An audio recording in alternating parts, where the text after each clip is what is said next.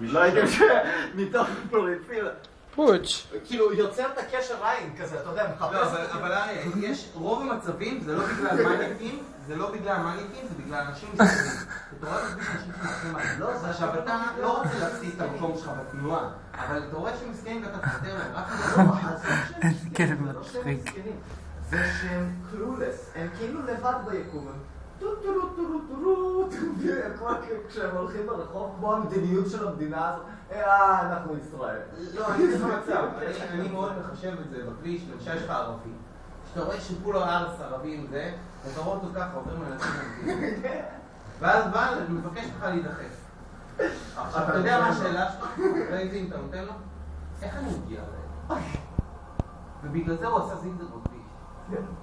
אז כאילו, השיפוט הראשוני שהבאתי עליו, הוא בכלל לא נכון, הבן אדם מסכן, הוא לא יודע מה הוא עושה כאן. תעזור לו. אתה מבין?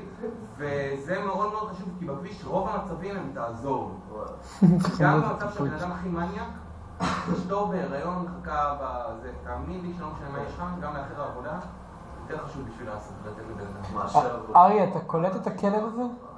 לא, העבודה ותאבד את העבודה גם. לא, אני אומר, עדיף שתאחר לעבודה ותיתן לו לעבור.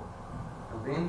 לא, זה שתן לאידיוט את הכביש זה... חמוד אתה פוץ'. לא, זה כן, זה כבר משהו שאני מדבר לך, אני פשוט נדחף, מכיר את חוק הזכירה הייתי, פשוט תזדחף.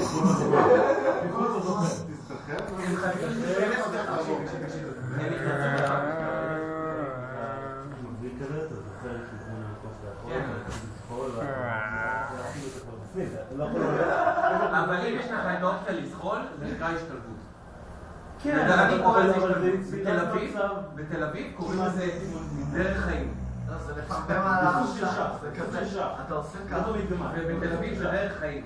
הנהגים ככה עושים כל היום. לא, בתל אביב יש חוקי תעבורה מאוד מעניינים, כן. הם שונים מכל העולם. זה ממש שונים מכל העולם.